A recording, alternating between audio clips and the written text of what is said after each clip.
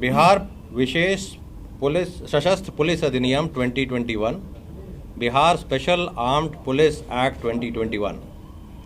यह अधिनियम राज्य के विकास एवं व्यापक हित में कार्यरत बिहार सैन्य पुलिस को एक समर्पित, प्रशिक्षित, कुशल, पूर्णतः सुसज्जित एवं मल्टी डोमेन सशस्त्र पुलिस बल के रूप में विकसित करने के लिए बनाया गया है। आपको जानकारी है कि राज्य के महत्वपूर्ण प्रतिष्ठानों जैसे बोधगया में स्थित विश्व धरोहर महाबोधि मंदिर, दरभंगा हवाई अड्डा, इन सब की सुरक्षा बिहार सैन्य पुलिस को समर्पित की गई है। इसी के लिए वर्ष 2017 में 2 वाहिनियों का सृजन इस तरह के औद्योगिक प्रतिष्ठानों, अन्य प्रतिष्ठानों की सुरक्षा के लिए किया गया था। और इस तरह के अन्य भी जो महत्वपूर्ण प्रतिष्ठान आगे भी आवश्यकता होगी, क्योंकि बिहार एक विकासशील राज्य है और लगातार विकास के क्रम में नई संस्थाओं, नई प्रतिष्ठानों की आवश्यकता के अनुसार, जैसे नया पटना मेट्रो बनने वाला है, उसमें भी आवश्यकता होगी। और केंद्रीय औद्योगिक सुरक्षा बल के तर्ज पर बिहार सैन्य पुलिस की भी 2 वाहिनियाँ इसी काम के लिए बनाई गई हैं और इन्हें केंद्रीय औद्योगिक सुरक्षा बल एवं अन्य राज्यों में इस कार्य हेतु जो शक्तियाँ प्रदत्त हैं, उसी के अनुरूप बिहार सैन्य पुलिस को भी इसी तरह की शक्तियाँ दी जा रही हैं। जैसे कि वारंट के बिना गिरफ्तारी, तलाशी की शक्ति। आप सभी हवाई अड्डों में गए हैं और जानते हैं कि हवाई अड्डा में अगर आप भी पाते हैं कि कहीं उग्रवादी गतिविधि है या कोई व्यक्ति कोई एक्सप्लोजिव, कोई बॉम्ब को कहीं छिपाते हुए पाया जाता है, तो मुझे भी विश्वास है कि आप सभी यही चाहेंगे कि वहाँ जो तैनात पुलिस है, जो सैन्य पुलिस है, वो अविलंब कार्रवाई करे, अविलंब गिरफ्तार करे, अविलंब तलाशी करे और गिरफ्तार करके जो व्यक्ति है उसको पुलिस के सुपुर्द करे, ताकि वहाँ पर जो जनता है उसकी सुरक्षा हो सके। तो यह जो प्रावधान है वारंट के बिना गिरफ्तारी और तलाशी की, यह मात्र जनता की सुरक्षा और हित के लिए बनाया गया है। राज्य में पूंजी निवेश, औद्योगिक विकास, ऐतिहासिक एवं सांस्कृतिक धरोहर के स्थलों एवं पर्यटन स्थलों के संरक्षण एवं सुरक्षा को बल मिलेगा। साथ ही बिहार सैन्य पुलिस का, जो कि अब बिहार विशेष सशस्त्र पुलिस कहलाई जाएगी, उसके द्वारा राज्य में आंतरिक सुरक्षा को भी सुदृढ़ किया जाएगा। पिछले 1 दशक में केंद्रीय सुरक्षा बलों, केंद्रीय पुलिस बलों की तैनाती में काफ़ी वृद्धि हुई है। जहां एक तरफ 2010 में बिहार में 23 कंपनियां कार्यरत थीं, 2020 में 45 कंपनियां केंद्रीय पुलिस बल की कार्यरत हैं।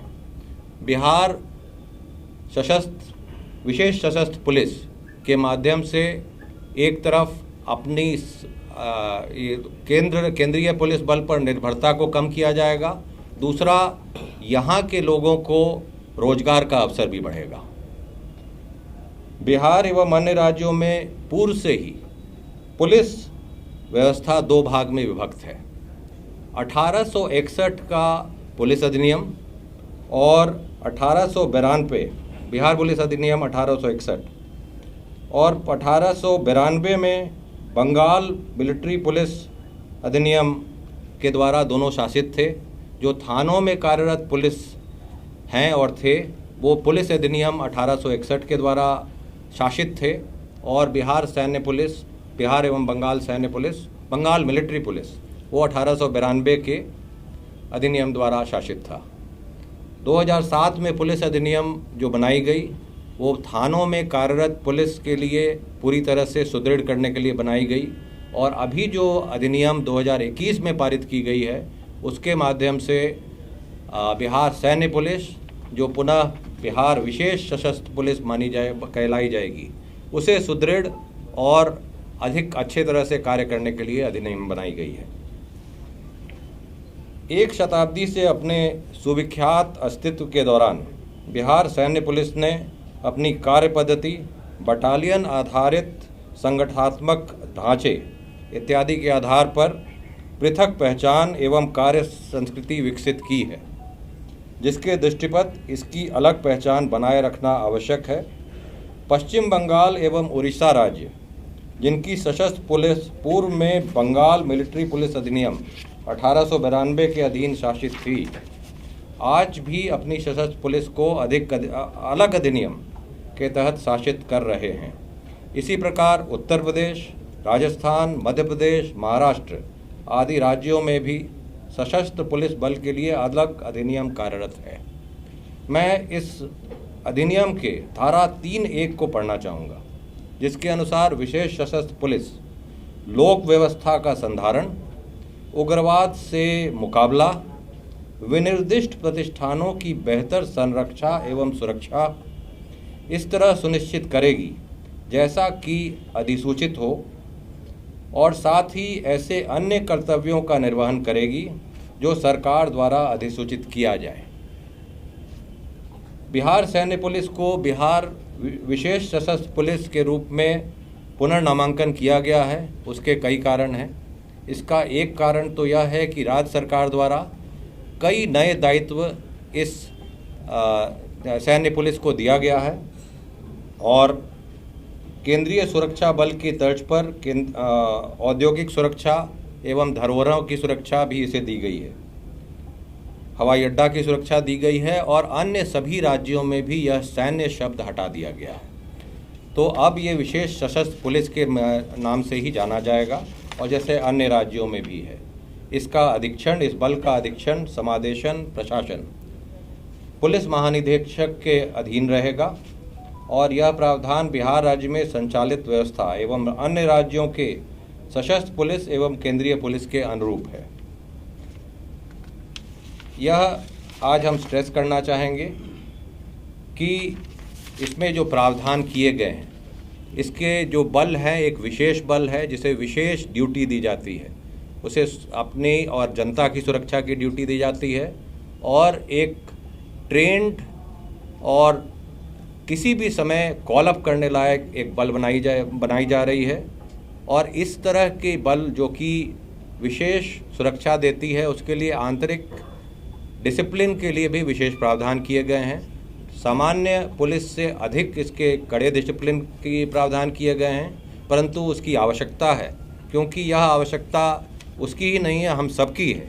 जब सुरक्षा की आवश्यकता पड़ती है और विशेष सुरक्षा की आवश्यकता पड़ती है, तो हम सभी इस तरह के बल को चाहेंगे जो कि अपने में डिसिप्लिन्ड हो, और वो हम इतना डिसिप्लिन्ड हो कि जब आवश्यकता हो तो हर तरह के जो देशद्रोही हैं, उग्रवादी हैं, उनसे लड़ने के लिए पूरी तरह से तैयार हो। मैं आप सभी से अगर कोई प्रश्न हो तो हमारे साथ पुलिस महानिदेशक हैं, हमारे साथ बिहार विशेष सशस्त्र पुलिस सेवा के महानिदेशक हैं, और जिला पदाधिकारी पटना और वरीय आरक्षी अधीक्षक पटना है। किसी को कोई प्रश्न है तो आपका जवाब देने के लिए हम तैयार हैं। उसके बाहर भी ये पावर अवेल करेगा या सिर्फ उस प्रीमिसेस के लिए होगा ये पावर? मैं ये स्पष्ट कर देता हूँ, ये विनिर्दिष्ट प्रतिष्ठानों के लिए ही यह शक्ति दी जा रही है, अरेस्ट विदाउट वारंट एवं तलाशी की। ये बिल्कुल वैसे जगह पर जैसे हवाई अड्डा है, दरभंगा हवाई अड्डा है, बोधगया टेम्पल है, या कोई अन्य नए प्रतिष्ठान जो विनिर्दिष्ट किए जाएं राज्य सरकार के द्वारा, वो भी राज्य सरकार के द्वारा विनिर्दिष्ट होना चाहिए। वहीं पर ये पावर है, ये बाहर में ये पावर नहीं है। देखिए, सबसे पहले तो मैं आप सबसे अनुरोध करूंगा कि अंदाज़ों पर हम बात कुछ ना करें, जो भी बात करें तथ्यों पर करें। आप अपना जो प्रश्न है बिल्कुल स्पेसिफिक कर दीजिए ना। पूरे एक्ट के अंदर जो है वो यूज़ ऑफ फोर्स की बात कहीं लिखी नहीं हुई है। अच्छा, जो चीज़ें क्लैरिफाई की गई हैं उसको समझने की बात है कि जो सरकार के द्वारा खास प्रतिष्ठानों की सुरक्षा के लिए नोटिफाइड जो कर दिया जाएगा, और उसमें जब हमारे विशेष सशस्त्र बल की तैनाती होगी, मात्र उसी ड्यूटी के लिए, उसी जो है वो जो कोई एंटिटी है, उसके अलावा कोई और बात है ही नहीं। चलिए इस पर मेरा काउंटर सवाल ये है सर, और अच्छा आप पूरा कर लीजिए। कि जैसे आपने कहा कि एयरपोर्ट है, आपने कहा कि महाबोधि टेम्पल है, और एक चर्चा जो विधानसभा में होती है जिसे क्लियर करना बड़ा स्पष्ट है कि पुलिस किसी के भी घर में घुस जाएगी। आपने एयरपोर्ट पर कोई गिरफ्तारी करी, आपने महाबोधि टेम्पल में गिरफ्तारी करी, या कोई नोटिफाइड जहां आपने किया है कि यहाँ बीएमपी के जो स्पेशल आर्म फोर्स रहते हैं आपने गिरफ्तारी कर ली, क्या उसके बाद फॉलो अप एक्शन में जो एक्यूज है उनके घर तक पहुंचेंगे? ये फिर इन्वेस्टिगेटिव एजेंसी का काम होगा। ये बात क्लैरिफाई ऑलरेडी कर दी है हमारे एसीएस होम साहब ने कि उसको गिरफ्तार करने के बाद स्थानीय पुलिस को दे देना है उसको। कितने देर में? ये भी एक बहस का विषय है। नहीं, इसमें बहस कुछ नहीं है, यथाशीघ्र दिया जाएगा। और जो या तो थाना का कोई अगर पदाधिकारी वहाँ ऑलरेडी है तो उसको वहीं दे देंगे, नहीं तो जो नियरेस्ट पुलिस स्टेशन है उस पर यथाशीघ्र पहुंचा देना है। इसमें कोई बात ही नहीं है। पहले एक नियम बना है कि 24 घंटे के भीतर आपको कोर्ट में हाजिर करना है, इसमें क्या होगा? आप देखिए फिर दो चीजों को कंफ्यूज कर रहे हैं जी। आप जो हमारी स्थानीय सिविल पुलिस के अनुसंधान के क्रम में सीआरपीसी के जो प्रावधान हैं उनको इसका जो बहुत ही लिमिटेड काम के लिए इसको लगाया गया है, उन दोनों को शायद मिक्स करने की कोशिश कर रहे हैं। मैं ये कहता हूँ हमारे जो डीजी साहब है ना, जरा ये और अच्छे से क्लैरिफाई करेंगे दोनों चीज़ों को। लीजिए कीजिए। इसकी एक्ट का आप देखेंगे तो उसकी जो धारा है जो इस प्रश्न से संबंधित है उसको आप पढ़ लेंगे, उस धारा में ही है आपके सवाल का जवाब। इसको सर्कुलेट भी करा दें। हाँ, सब कर देंगे, मिल जाएगा। आप इसमें ये लिखा हुआ है धारा 9, गिरफ्तारी के पश्चात अनुसरण की जाने वाली प्रक्रिया। इस अधिनियम के अधीन गिरफ्तारी करने वाले कोई विशेष सशस्त्र पुलिस अधिकारी अन्य आवश्यक विलंब के बिना ऐसे गिरफ्तार व्यक्ति को किसी पुलिस अधिकारी को सौंप देगा या पुलिस अधिकारी की अनुपस्थिति में ऐसे गिरफ्तार व्यक्ति को गिरफ्तारी के प्रसंग से संबंधित परिस्थितियों के प्रतिवेदन के साथ निकटतम पुलिस स्टेशन तक ले जाएगा या भिजवाएगा। तो 24 घंटे भी नहीं, बिना समय गवाए। अच्छा, उससे भी कड़ा समय इसमें दिया गया है, और एक रिपोर्ट देगा कि क्यों उसकी गिरफ्तारी हुई, उसकी परिस्थितियों के बारे में एक रिपोर्ट देगा। मतलब ऐसी कोई बात नहीं होगी जो कहा जा रहा है कि 7 दिन होगा या 8 दिन होगा, ऐसी बात बिल्कुल नहीं। 24 घंटे से भी कड़ा नहीं है। मैं इस पर थोड़ा और स्पष्ट करना चाहूँगा। One at a time. एक मिनट स्पष्ट करना, एक मिनट में स्पष्ट करना चाहूँगा। यह प्रावधान मात्र इसलिए किया गया है कि अगर हवाई अड्डा में कोई व्यक्ति ऐसा संदिग्ध मिलता है तो उसे अरेस्ट करना है, उसके लिए प्रावधान किया गया है। उसके बाद उसको मात्र सीधे हैंडओवर कर देना है। अगर वहाँ पर पुलिस ऑफिसर है तो उसको करना है ताकि उसको जाना नहीं पड़े, वहाँ तो सिक्योरिटी में, एयरपोर्ट की सिक्योरिटी में लगा है, तो अगर पुलिस ऑफिसर वहाँ है थाने का तो उसे तुरंत कर देना है, और अगर नहीं वहाँ है तो एक आदमी को भेज के हैंडओवर थाने को कर देना है। और जो अरेस्ट करता है यही विशेष सशस्त्र पुलिस, वो रिपोर्ट देगा थाने को कि इस आदमी को क्यों, किस परिस्थिति में अरेस्ट किया। आगे का सारा अनुसंधान जो जिला पुलिस वही करेगा। Sir, I have a question. Please go ahead. The airport comes under the Central Industrial Security Force. So if anything happened in the airport or the Bodhi temple or anywhere, so kindly make it, how if somebody attacked and CISF take actions and he nab that person and he will hand it to you. नहीं, just 1 minute. I think you. एक minute. आपका presumption ही गलत है ना? I think you have come a little late for. I think you have come a little late for the press conference. It was made amply clear right in the beginning of the press conference that not all airports and not all installations are secured by the CISF, Central Industrial Security Force. Since 2017, the Bodh Gaya Temple as well as the Darbhanga Airport recently, they have been handed over to the Bihar Military Police for security. They are not looked after by the CISF, they are looked after by BMP, which will now be looked after by the Bihar Special Armed Police.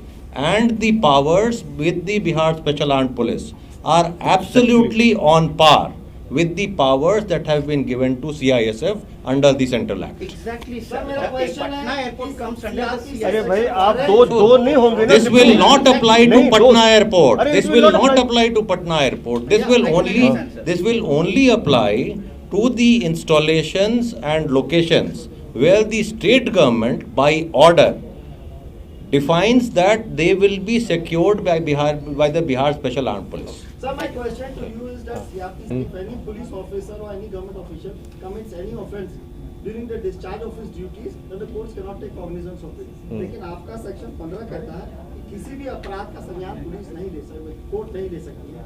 इसमें ये rider आप आधा पढ़ रहे हैं, please पूरा पढ़ दीजिए। इसमें ये नहीं पूरा पढ़िए ना। अब भाई पहले पूरा पढ़ दीजिए। इसमें ये राइडर जो था आप पूरा पढ़ दीजिए। आप उसको हटा दिया हाँ, ये भी आप वापस करिए। अरे भाई आप पूरा तो पढ़ लीजिए।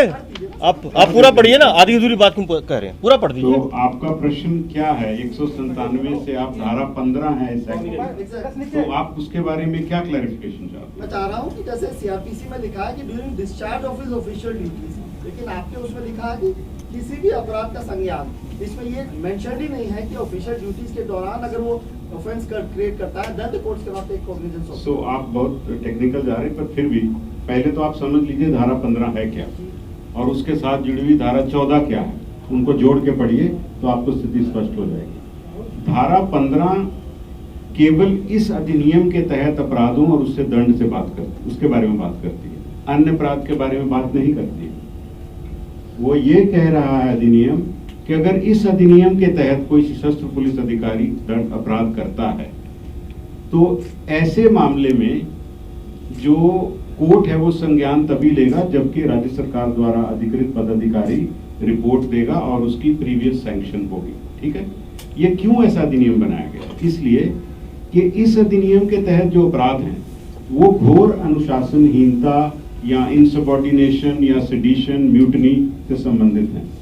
ये इस बल के आंतरिक इनडिसिप्लिन या इनसबऑर्डिनेशन से संबंधित हैं। इन अपराधों का आम जनता से कोई संबंध नहीं है, पहली बात।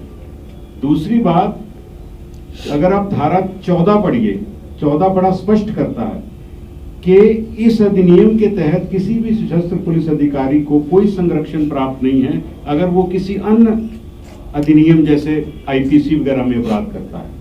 तो इसका मतलब अगर वो कोई और अपराध करता है किसी भी प्रकार का, तो ये अधिनियम उसको प्रोटेक्ट नहीं करेगा। एक दूसरा, उसके ऊपर विधि सम्मत कार्रवाई होगी। तो प्रोटेक्शन क्या है इसमें? प्रोटेक्शन है जो कि इंटरनल इनडिसिप्लिन, इनसबऑर्डिनेशन से संबंधित अपराध है, जिसको जनता से सरोकार नहीं है। वो राज्य सरकार को जो कानून व्यवस्था बनाए रखनी है उसके दायरे में है, इसलिए वो राज्य सरकार की अपनी विवेक के अनुसार वो निर्णय लेगी। उसमें ये है प्रावधान, इसमें आम जनता से कोई कंसर्न नहीं है, ना ही कोई। और क्लियर मैं करूंगा क्लियर, अभी भी बच रहा है। आप एक बार दोबारा रिपीट कीजिए। 197 सीआरपीसी का जो प्रावधान है वो ही प्रावधान ये लिखा हुआ है, केवल यह उसमें स्पष्ट किया हुआ है कि यह प्रावधान के उन्हीं परिस्थितियों और उन्हीं लोगों पे लागू होगा जो इस एक्ट से गवर्न्ड है और जो ऐसे किसी प्रतिष्ठान जो कि राज्य सरकार द्वारा अधिसूचित किया गया है उसमें काम कर रहे होंगे। उसमें ये तो बहुत लिमिटेड सा काम है। ये 187 तो इतना बड़ा है, ये तो छोटा सा है बिल्कुल, क्योंकि इनकी ड्यूटीज की जो सीरियसनेस है और संवेदनशीलता है वो इतनी ज़्यादा है कि उनको डिसिप्लिन में रखना, और अगर ऐसी संवेदनशील ड्यूटी करते हुए अगर वो कोई गलत काम करते हैं या कोई कमी छोड़ते हैं अपनी ड्यूटी में, तो उसके लिए थोड़े कड़े प्रावधान रखे गए हैं। और इसीलिए उनको एक मिनिमम प्रोटेक्शन दे रखा है कि भाई जो अपराध इसके अंदर डिफाइंड है, उन अपराधों से अगर कोई व्यक्ति उनकी परिधि में कोई काम कर रहा है, मतलब उन अपराधों उनमें से कोई अपराध कर देता है और उसकी ड्यूटी जो है वो राज्य सरकार द्वारा अधिसूचित प्रतिष्ठान में लगी हुई है, तब जो सरकार के द्वारा जो प्राधिकृत अफसर है इसी बल का, उसके बिना रिपोर्ट के कॉग्निजेंस नहीं होगा, उसकी रिपोर्ट के बाद कॉग्निजेंस हो जाएगा। ये इतनी सी बात है। सर एक और सवाल है कि इनका डिप्यूटेशन कौन करेगा? है इनका जो डेपुटेशन है वो राज्य सरकार द्वारा निर्धारित प्रावधानों के उपरांत डायरेक्टर जनरल ऑफ पुलिस वो उनके साथ जो डायरेक्टर जनरल या एडिशनल डायरेक्टर जनरल जो इस सशस्त्र बल के मैनेजमेंट और उनके सुपरिटेंडेंस के लिए, कमांड कंट्रोल के लिए लगे होंगे, उनके सहयोग से करेंगे। जो प्राइमेसी है वो स्टेट गवर्नमेंट की है। बस ये क्लियर कर दें कि जो विनिर्दिष्ट प्रतिष्ठान बोला जा रहा है वो ऑर्डर राज्य सरकार करेगी, और उस विनिर्दिष्ट प्रतिष्ठान में किस फोर्स का डिप्लॉयमेंट होना है वो पुलिस महानिदेशक गण करेंगे। अच्छा भट्टी साहब, एक सवाल का जवाब और दीजिए। लगाते हैं कभी उनके साथ रहते हैं, तो क्या इस एक्ट के तहत जो माननीयों की सुरक्षा में तैनात हैं उन्हें भी कोई विशेष अधिकार मिलने जा रहा है? नहीं, बिल्कुल नहीं, बिल्कुल नहीं है। ऐसा कुछ नहीं है। जो अभी एसीएस हो गया, बस कैटेगरी बोलो। सिर्फ जहां पर सरकार द्वारा अधिसूचित किया जाएगा, कोई प्रतिष्ठान हो या जो भी प्रकार की गतिविधि हो, सिर्फ सरकार द्वारा जहां अधिसूचित किया जाएगा उसके लिए अलग अधिसूचना होगी, तब ये विशेष बस ये इनके प्रश्न का उत्तर ना है भाई, इतना सा बोले हम लोग, आपका नहीं है। अच्छा, एक और विपक्ष जो सवाल डाल रहा है बताएं कि धरना प्रदर्शन जहां है, सरकार ने बिहार स्टेट आर्म्ड पुलिस आ रही है, उसकी सुरक्षा की जिम्मेदारी हमने उनको दे दी, तो क्या वहां किसी प्रकार से बगैर वारंट या बगैर कोर्ट या मजिस्ट्रेट के किसी भी तरीके की कानूनी कार्रवाई का अधिकार बिहार स्टेट आर्म्ड पुलिस को नहीं है? और सरकार जो है वो इस तरह का प्रावधान करेगी ही नहीं, क्योंकि इस एक्ट में लिखा हुआ है कि सरकार के द्वारा क्या क्या कार्य किए जाने हैं। मैं परिभाषा बोल देता हूँ विनिर्दिष्ट प्रतिष्ठान का। विनिर्दिष्ट प्रतिष्ठान से अभिप्रेत है कोई लोक अथवा निजी क्षेत्र के औद्योगिक अथवा वाणिज्यिक उपक्रम, महत्वपूर्ण प्रतिष्ठान जैसे कि हवाई अड्डा, मेट्रो रेल, विद्युत संयंत्र, ऐतिहासिक एवं सांस्कृतिक महत्व के स्थान, और कोई स्थान, प्रतिष्ठान या गतिविधि जिसे सरकार द्वारा समय समय पर अधिसूचित किया जाए। तो यह इसका उद्देश्य स्पष्ट है कि आपको हवाई अड्डा, मेट्रो इत्यादि में ही इसका उपयोग करना है। मतलब ये सीधा सीधा स्पष्ट है कि इस एक्ट के तहत इस पुलिस को किसी के घर में घुसने का, राह चलते किसी को गिरफ्तार करने का अधिकार नहीं प्राप्त। बिल्कुल सही, बिल्कुल सही, बिल्कुल सही कहा। पूछे कोई भी पूछे इस तरीके से विधानसभा में मार्शल रहता है, पुलिस नहीं रहती है, लेकिन 2 दिन पहले पुलिस ने इंटर की, विधायकों की पिटाई की, क्या उसी ढंग का दुरुपयोग नहीं हो रहा है फोर्स का? मैं इस पर मैं सबसे पहले स्पष्ट कर दूं, विधानसभा में जो भी कार्रवाई हुई, विधानसभा में सबसे पहले पूर्ण क्षेत्राधिकार वहाँ विधानसभा के माननीय अध्यक्ष का होता है। कुछ प्रतिष्ठान उस तरह के हैं जैसे कि माननीय उच्च न्यायालय में आपको पूरा वहाँ पर जो क्षेत्राधिकार है माननीय मुख्य न्यायाधीश का होता है। विधानसभा में पूरा अधिकार उनका होता है। माननीय अध्यक्ष महोदय के कहने पर और उनके आदेश से जो पुलिस है उसे सहयोग के लिए भेजा गया था मार्शल के लिए, और उनके विशिष्ट आदेश के आलोक में भेजा गया था, और उस जो भेजा गया था वो पूरी संयम के साथ उसके द्वारा कार्रवाई की गई, और उसके अनुसार माननीय अध्यक्ष का जो क्षेत्राधिकार है उसके अनुसार ही किया गया। लेकिन विधायक को जिस ढंग से लात से मारा गया उनको, वो तो वीडियो है, आप उसको संजीवित कैसे कर सकते हैं? अगर इसमें मैं 2 चीज़ बता दूं कि यदि उस तरह का कोई कार्रवाई की गई है तो माननीय अध्यक्ष महोदय के क्षेत्र के अंदर हुआ है, उनके द्वारा जो आदेश दिया जाएगा अवश्य किया जाएगा, और कहीं किसी पुलिस के द्वारा या किसी के द्वारा गलत कार्रवाई की गई है तो उस पर अवश्य कार्रवाई की जाएगी। एक क्वेश्चन है सर डीजीपी साहब से, नंबर पर कभी अटेंड नहीं होते हैं, आप एक अटेंडेंस को बैठाए हुए रटी रटाई बात करता है डीजीपी साहब मीटिंग में, चाहे 6 बजे सुबह, 8 बजे, 10 बजे, 12 बजे, आखिर कभी तो आप पब्लिक से बात कीजिए या प्रेस से बात। आपको जो पता ही नहीं है तो क्यों बात कर रहे हैं? ये मेरा मोबाइल है, 1 मिनट रुकिए। मेरा ये मोबाइल है, जिसको कोई चीज पता करनी है मेरे कमरे में आ जाए। मैं औसतन एक दिन में 24 घंटे में कितनी कॉल अटेंड करता हूँ मैं आपको हिसाब दे देता हूँ, और बात खत्म कीजिए। और अब व्यक्तिगत बात मत कीजिए ना, मैं 4 बार मैसेज किया हूँ। अरे भाई छोड़िए ना भाई, जो कह रहा हूँ मैं, मेरी बात मानिए, रहने दीजिए ना, रहने दीजिए, हो गई बात। इसमें हम लोग भ्रमित नहीं, इशू पर बात हो रही है, उस पर कोई भी प्रश्न पूछें, अवश्य हम लोग जवाब देने के लिए, दूसरे प्रश्नों के लिए हम दूसरा समय दे सकते हैं, लेकिन आज एक महत्वपूर्ण मुद्दे पर हम बैठे हैं, उस पर जो चर्चा करना है, प्रश्न पूछना है, अवश्य पूछें। ठीक। आग्रह है सर, एक आग्रह है। हाँ, अरे भाई एक एक करके बात करो। हाँ, आग्रह ये है सर, हाँ, रिक्वेस्ट है हाँ, कि पहले भी, क्योंकि हम लोग भी बहुत दिनों से 35 वर्ष से कर रहे हैं, पहले के यहाँ व्यवस्था थी मुख्यालय में कि डेली शाम में 4 से 5 के बीच में जो भी अधिकारी मिलते, आपने भी आपकी आवाज थोड़ी आ रही है, मास्क हटा लीजिए जरा आवाज। आपने ही प्रवक्ता नियुक्त कर रखा है, एक समय फिक्स कर देते कि सर प्रेस वाले से वो डेली मिलेंगे यहाँ पर एक नए समय पर, तो थोड़ा अच्छा रहता। यही रिक्वेस्ट। ये तो जो मिलते भी हैं लेकिन थोड़ा दिक्कत होता है। नहीं देखिए मेरा आप हम लोग ऐसा करेंगे, इसमें आप लोगों से बात करके और जो म्यूचुअली कन्वीनियंट टाइम होगा प्रेफरेबली सेकंड हाफ में वो हम लोग कर लेंगे। और जो भी कोई देखिए 2 तरह से बात होती है, एक तो जनरल ब्रीफिंग की बात है, वो हम लोग जो है वो आपको प्रेस नोट्स के माध्यम से भी करते हैं, और अगर कोई भी इम्पोर्टेंट मुद्दा आता है तो जिस तरह से आज प्रेस कॉन्फ्रेंस आयोजित की है, पूर्व में भी की जाती रही है, तो उसमें हम लोग भी बैठेंगे। सर आपको आवश्यकता थी तो आप हम लोग को बुला लेते, लेकिन हमको अगर आवश्यकता होती है माइक लेने के लिए आपका देखिए मेरी बात, पहले हम इशू पे बात कर लें, और ये जो मैंने कह दिया है मैं अलग से बात करके इस पे हम कोई रास्ता निकाल के और वैसा काम कर लेंगे। ये तो म्यूचुअल एग्रीमेंट की बात है ना। आप बताएं। क्वेश्चन विधानसभा में जो हुआ उसको लेकर आपने कहा कि स्पीकर के कहने पर, स्पीकर के सहयोग के लिए जो कई फुटेजेस ऐसे हैं जिसमें विधायकों को मारा गया, उनके साथ बदतमीजी बदसलूकी की गई, बाल खींचकर महिला विधायकों को बीएमपी की जो महिला बल थी वो खींचकर लेकर आए। तो क्या अब तक बिहार सरकार की तरफ से कोई भी जांच के आदेश दिए गए हैं, क्योंकि कई फुटेजेस हैं वो पब्लिक डोमेन?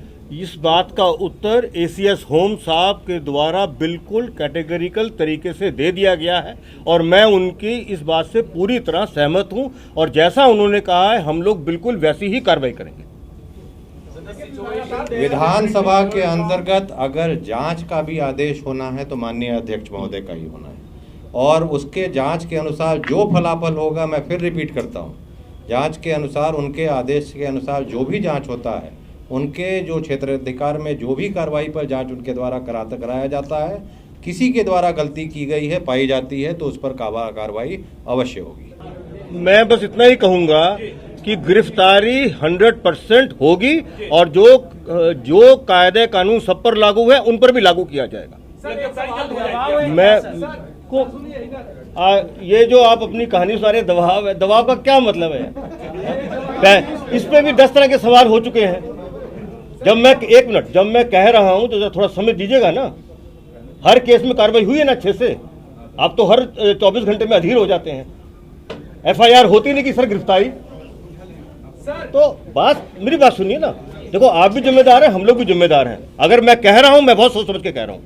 अब मुझे इस वक्त ये जानकारी नहीं है कि उसके अंदर एग्जैक्ट किस हद तक प्रोसेस चला है। तो अगर आप रुकेंगे, मैं आपको 5 मिनट में पूछ के वो भी बता देता हूँ, तो मैं भी बता देता हूँ। आपकी बात जहाँ तक वो सही है सर, आप पूछ के बताएंगे कि तरफ से बिहार पुलिस को एंट्री की अनुमति दी गई थी या मांगी गई थी उनसे? ये बात बहुत बार उसका उत्तर हो गया। नहीं, रहने दीजिए ना, उसका उत्तर हो चुका भाई, इसका उत्तर हो चुका। और सर कई पुलिस ऑफिसर ऐसे वो दे रहे हैं आपको, एक्ट सब दे रहे हैं। विपक्ष का ये आरोप है कि कई पुलिस कोई बात नहीं ना, आरोप कोई किसी पे लगा सकता है, इसमें कहीं कोई बात नहीं है। हमने अपनी बात बिल्कुल स्पष्ट तौर पे आप सबको बता दी है, और हम कायदे कानून के अंदर रह के अभी तक कार्रवाई की, आगे भी वही काम करेंगे। नहीं, अगर फोटो चाहिए